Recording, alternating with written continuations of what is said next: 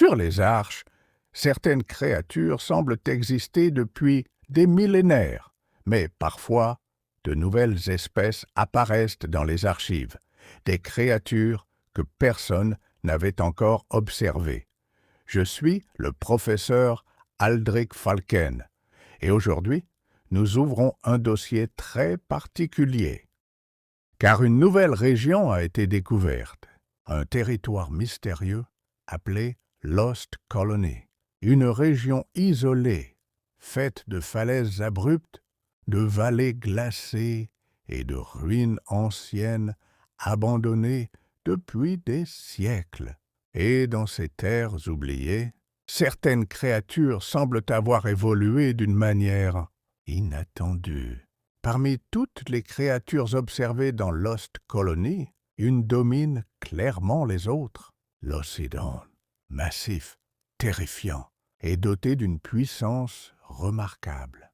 Cette créature semble principalement évoluer dans les zones montagneuses et les plateaux glacés de Lost Colony, là où peu de survivants osent s'aventurer. Son corps puissant lui permet de se déplacer facilement sur les reliefs rocheux et d'attaquer avec une violence impressionnante.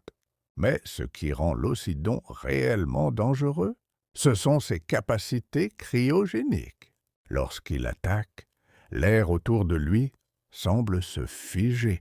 Certaines de ces attaques projettent des éclats de glace capables de ralentir fortement les créatures touchées. D'autres survivants parlent d'une attaque plus brutale, une explosion glaciale, capable de geler brièvement tout ce qui se trouve autour de lui.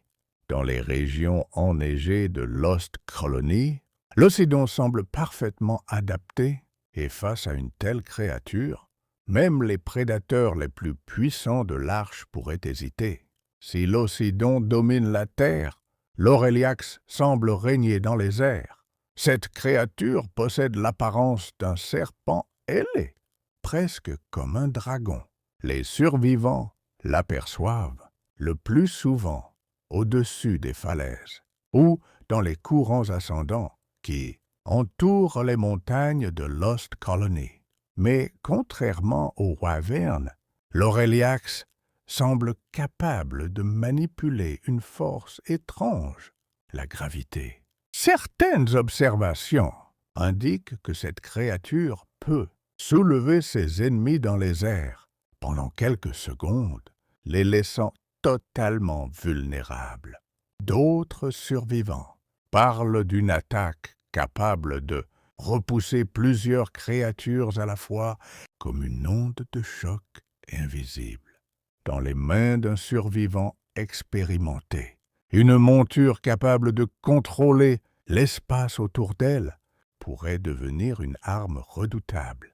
Si ces observations sont exactes, l'Aureliax pourrait devenir l'une des montures aériennes les plus puissantes jamais observées sur une arche. La troisième créature étudiée est bien différente, le Gigadesmodus, une gigantesque chauve-souris que l'on retrouve principalement dans les falaises sombres et les grottes profondes des Lost Colony.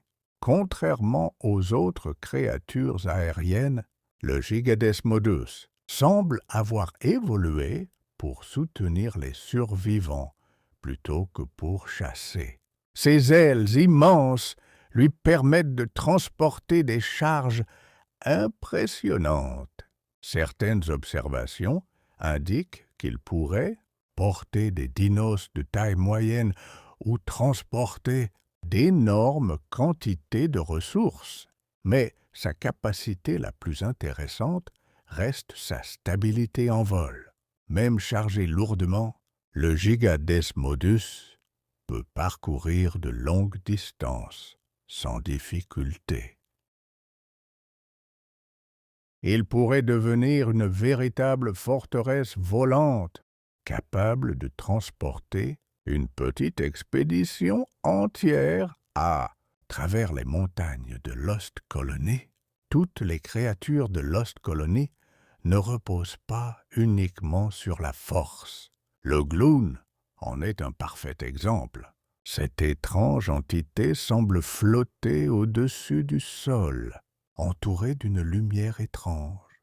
Les survivants l'observent, le plus souvent près des ruines anciennes et des zones mystérieuses disséminées dans Lost Colony. Contrairement aux autres créatures, le Gloon ne semble pas attaquer directement.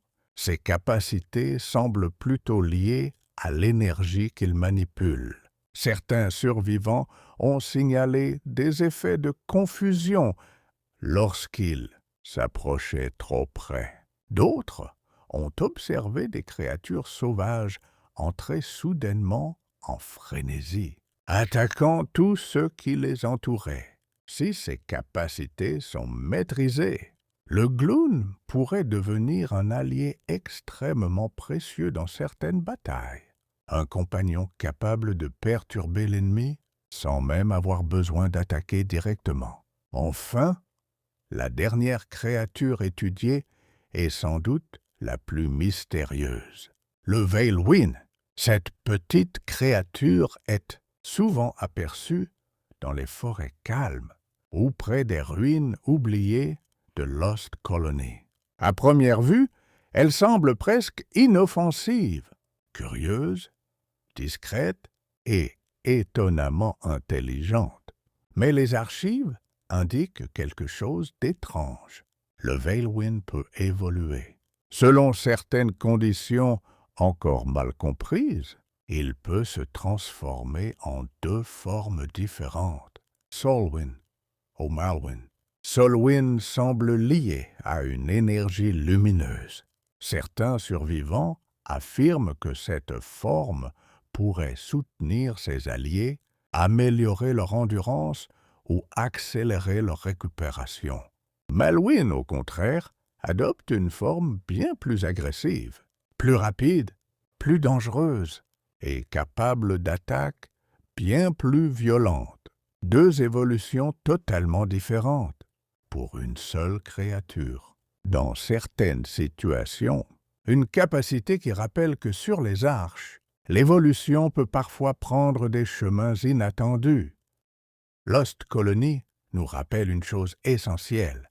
Les arches ne sont jamais vraiment explorées entièrement, car au-delà des montagnes, au-delà des océans, de nouvelles créatures attendent encore d'être découvertes.